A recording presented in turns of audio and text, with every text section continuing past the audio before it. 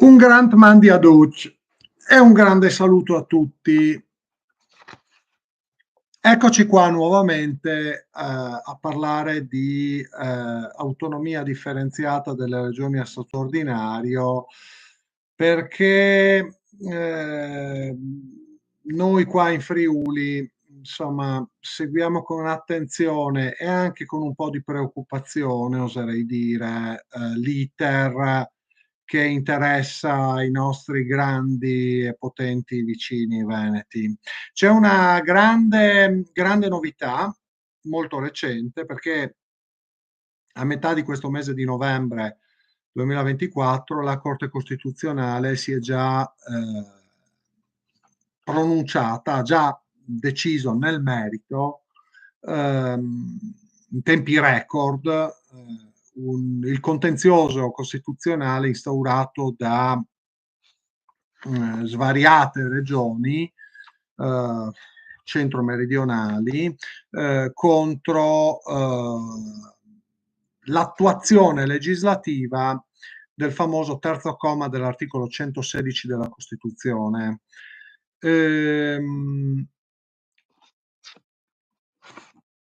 Si erano costituiti in Corte Costituzionale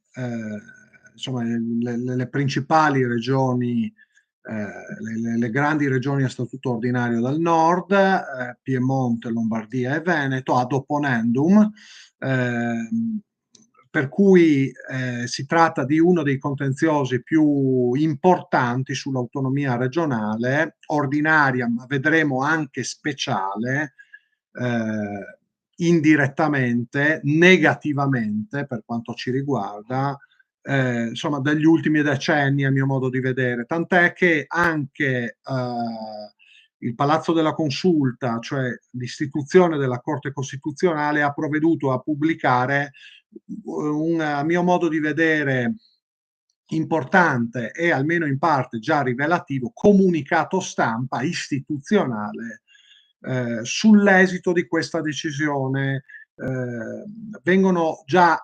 anticipate le principali linee generali, ma anche più specifiche, come vedremo, di quella che è stata la decisione della Corte Costituzionale, che verrà depositata, io penso, nei prossimi mesi, perché si tratta di una decisione sicuramente molto articolata,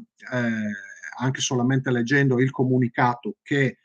vi indico qui sotto in descrizione di questo video, potrete toccare con mano voi stessi come le questioni sia generali ma anche più specifiche siano davvero complesse, per cui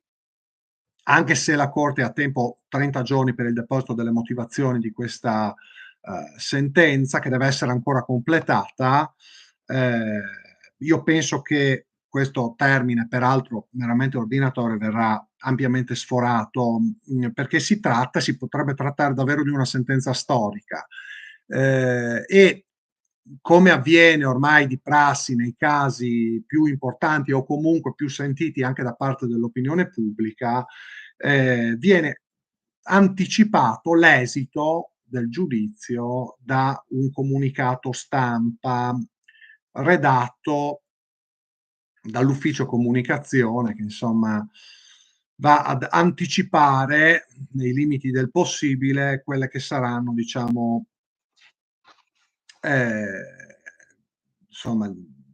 le scelte fondamentali, insomma, della sentenza che sta arrivando, diciamo, ecco. La Camera di Consiglio è sicuramente già conclusa, le decisioni sono già prese, si attendono solamente le motivazioni. Vi invito a cliccare sul link sottostante in maniera di attingere voi stessi di prima mano a tutte le informazioni attualmente disponibili su questo importante contenzioso che andrà a segnare anche i limiti per i futuri sviluppi su questa questione. Leggerete un comunicato molto lungo, molto più lungo del solito, addirittura 3 pagine, mentre normalmente in poche righe viene risolto tutto al massimo in una paginetta. Qui abbiamo addirittura 3 pagine. Una prima pagina, vedrete, fa un'introduzione generale a livello di principi fondamentali, sia sulla forma di Stato, sull'ordinamento democratico, sulla forma di Stato regionale, ehm, e anche sulla forma di governo, sin dall'inizio, che almeno per il momento è ancora parlamentare, no? Nella seconda pagina si passa a un elenco di 7 vizi di incostituzionalità che sono stati pesantemente sanzionati con una pronuncia di annullamento almeno su 7 punti. C'è un elenco che copre la seconda pagina sugli annullamenti, quindi sulle sentenze costitutive che vanno a incidere su questa legge 86 del 2004, che ha tentato una prima attuazione della cosiddetta autonomia differenziata delle regioni a statuto ordinario. E nella terza pagina, per finire, viene chiuso il comunicato con un elenco di 5 punti ulteriori che vanno a riassumere, a sintetizzare quelle che saranno le altrettante pronunce, diciamo, cosiddette interpretative di rigetto, formalmente non modificative dell'ordinamento legislativo vigente, ma, ma comunque significative, se non altro a livello interpretativo. Ecco, per cui è questa una pronuncia sicuramente, si preannuncia già rilevantissima, anche se non siamo ancora in grado di leggerne tutte le motivazioni. Mi sembra di cogliere un principio generale di parlamentarizzazione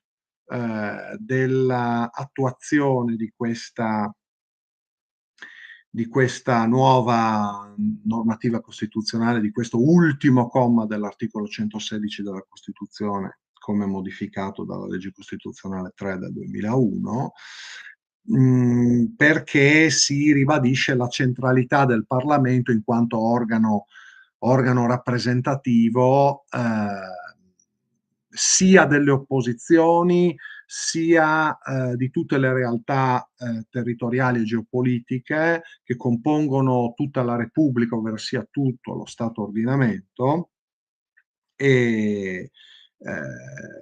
solamente il Parlamento, nella visione anche sistematica che viene già anticipata da questo comunicato della Corte Costituzionale, è in grado di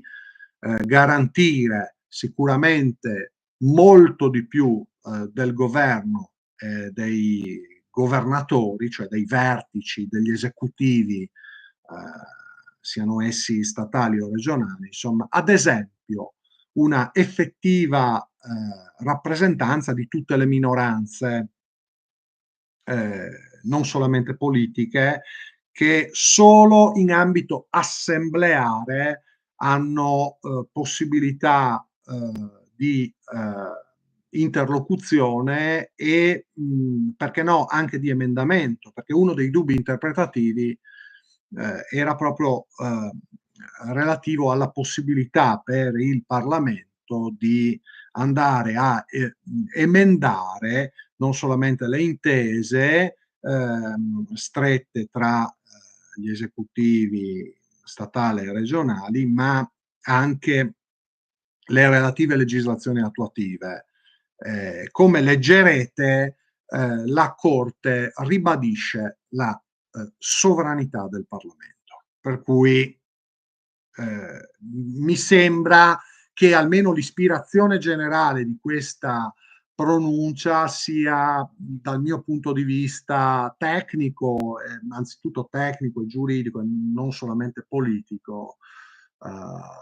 insomma, sicuramente garantistico e apprezzabile, ecco, anche in una regione piccola e debole come la nostra. E per venire alle questioni che più direttamente riguardano la nostra autonomia, che non è ordinaria ma speciale, vi cito uno dei punti del comunicato che onestamente mi ha colpito di più e sul quale intenderei richiamare la vostra attenzione, perché mi sembra che questo profilo non sia stato affatto valorizzato, ad esempio sulla nostra stampa locale in Friuli. Purtroppo, da quando la Lega ha colonizzato, passatemi questo termine, il Friuli, si è quasi abbandonata l'attenzione di un tempo per l'ordinamento regionale speciale di questa regione, autonoma Friuli, trattino, sottolineiamo anche il trattino, Venezia Giulia. Ebbene, la specialità regionale è in realtà presente all'interno del comunicato e insomma la Corte Costituzionale è intervenuta anche su questo. Sono curioso anche di leggere le motivazioni su questa questione anche per approfondire ulteriormente questi profili, perché a prima vista non eravamo coinvolti da questa riforma, ecco, in Friuli, anche se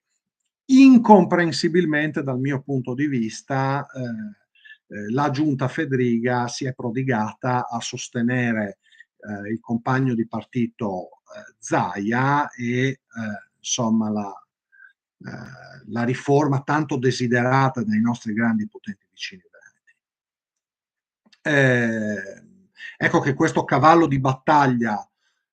dei leghisti in realtà con la nostra regione c'entra ben poco, ma è la stessa Corte Costituzionale a ribadirlo, perché basta leggere l'ultimo punto della seconda pagina, che rientra quindi tra le questioni oggetto addirittura di annullamento da parte di questa decisione della Corte Costituzionale per toccare con mano quanto diciamo, i supremi giudici, la consulta abbia separato nettamente l'autonomia regionale delle regioni a statuto ordinario da quella garantita da ciascun singolo statuto speciale, che ha rango costituzionale e ha anzitutto una realtà geopolitica, una storia, una normativa assolutamente autonoma e a sé stante, e questo non solamente per quanto riguarda il passato, ma anche per quanto riguarda i suoi eventuali sviluppi futuri. Infatti, leggo testualmente questo comunicato che, ripeto, vi ho linkato qui sotto in descrizione, ecco, andate a cliccare anche voi, andiamo alla fine della seconda pagina e leggiamo quello che quello che scrivono dalla Corte Costituzionale. L'estensione della legge 86 del 2004 e dunque dell'articolo 116, terzo comma della Costituzione, alle regioni a statuto speciale è stato ritenuto incostituzionale, in quanto contrario ovviamente ai parametri addirittura di rango costituzionale che prima citavo. La nostra regione, viene specificato espressamente dal comunicato, per ottenere maggiori forme di autonomia può ricorrere esclusivamente alle procedure previste dai loro statuti speciali, ovvero sia viene indirettamente evocata l'applicazione dell'articolo 65 del nostro Statuto speciale, legge costituzionale 1 del 63, per quanto riguarda specificamente la nostra regione autonoma, il quale prevede l'approvazione della normativa di attuazione dello Statuto speciale di rango paracostituzionale, costituita non da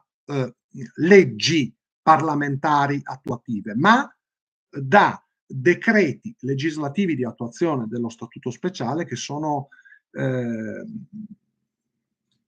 norme interposte del tutto peculiari di rango paracostituzionale, previste espressamente dallo Statuto speciale, che hanno un ambito di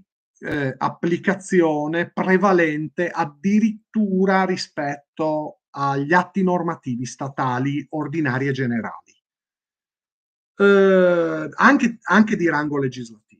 E quindi, insomma, si tratta di una procedura completamente diversa rispetto a quella oggetto di questa pronuncia, che non a caso va a marcare le differenze tra regioni a statuto ordinario e regioni a statuto speciale. Forme ulteriori di autonomia per le regioni a statuto ordinario da una parte e dall'altra per quelle a statuto speciale. Ergo, gli slogan diffusi dalla giunta Fedriga, ma soprattutto dai leghisti, non trovano alcuna conferma nel comunicato che vi devo assolutamente segnalare, ma anzi trovano una clamorosa smentita al massimo livello, per quanto ci è dato di intuire, ecco, da questa anticipazione di quella che sarà una giurisprudenza costituzionale davvero importante, anche per comprendere quali potranno essere i futuri sviluppi della nostra autonomia in Friuli, che viene ribadito al massimo livello anche da parte della Corte Costituzionale, è totalmente sganciata rispetto a quella del vicino Veneto. Per cui non esiste alcuna ragione giuridica per portare avanti in Friuli questi ragionamenti che in realtà fondamento non hanno. Per cui ecco che non potevo non citarvi questa importante conferma istituzionale del massimo livello, anche su quelle che erano le mie perplessità, chiamiamole così, se non addirittura preoccupazioni sulle possibili conseguenze geopolitiche, non solamente di breve, ma anche di medio e lungo periodo della ipotetica attuazione concreta di questa riforma, ripeto, limitata alle regioni a statuto ordinario, sulla nostra piccola, debole, fragile, ecco, complessa e difficile realtà regionale speciale, anche se pseudo-autonoma di fatto, in Friuli. Per cui continuiamo a tenere alta l'attenzione su questi profili e soprattutto a informarci autonomamente, andando a consultare direttamente online sui siti istituzionali le notizie di prima mano, senza fidarsi eccessivamente della vulgata diffusa dalle veline della nostra stampa locale, dalle veline della giunta regionale, dalle veline di un presidente veronese triestinizzato che non è neanche friulano. E a questo punto io mi domando, ma davvero la giunta Fedriga sta facendo gli interessi reali del Friuli o anche solamente della nostra regione autonoma? Sì, a statuto speciale formalmente, ma qui rischiamo un sostanziale sorpasso da parte dei nostri grandi e potenti vicini veneti. Eh, Ebbene, ringraziamo se non altro la Corte Costituzionale che in questo delicato frangente ci ricorda che i nostri due ordinamenti regionali sono tra loro del tutto separati e autonomi e auguriamoci che anche in futuro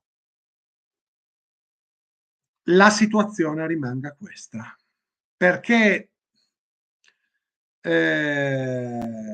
in caso di una attuazione squilibrata,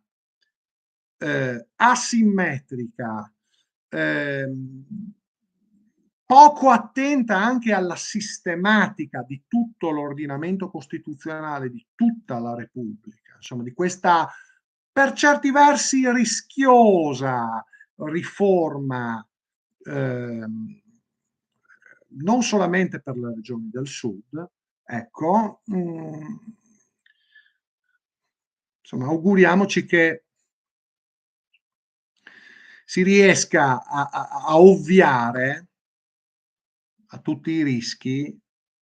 che potrebbero sempre profilarsi, ecco. Perché abbiamo già conosciuto in passato il grande Veneto Serenissimo e ci auguriamo che tale pagina sia definitivamente chiusa. L'ho fatta anche troppo lunga e grazie a tutti e passaparola, ma ci aggiorniamo magari quando lette le motivazioni di questa importantissima sentenza che già si profila all'orizzonte fra qualche settimana, qualche mese, insomma ci risentiremo con maggiore approfondimento e con maggiori elementi insomma, da commentare. Ecco. Ma mi sembrava importante già adesso iniziare a, come dire,